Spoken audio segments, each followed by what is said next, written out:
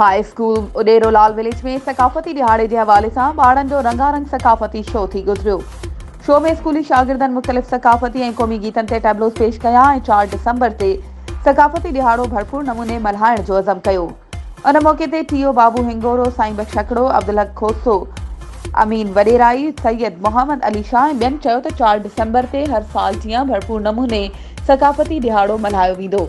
हुननि चयो त हिन साल ॿोॾि ऐं बरसातुनि सबबि बेघर थियल माण्हुनि जे मुंहं तां मुर्कूं ग़ाइब आहिनि, पर साणनि सिंधी मीडिया पारां जेको उनवान ॾिनो वियो आहे तमामु बहितरीन आहे, जंहिंसां बरसात मुतासिरीन सां इज़हार थिए थो।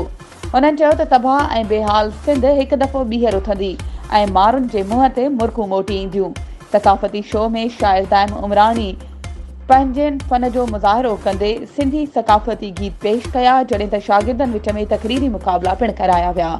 वधीक ख़बरुनि ऐं अपडेट्स जे लाइ असांजे चैनल खे सब्सक्राइब कयो ऐं हा, बेल आइकन खे प्रेस करणु न विसारिजो त जीअं असांजी हर नई अचण वारी वीडियो तव्हां ताईं पहुची सघे।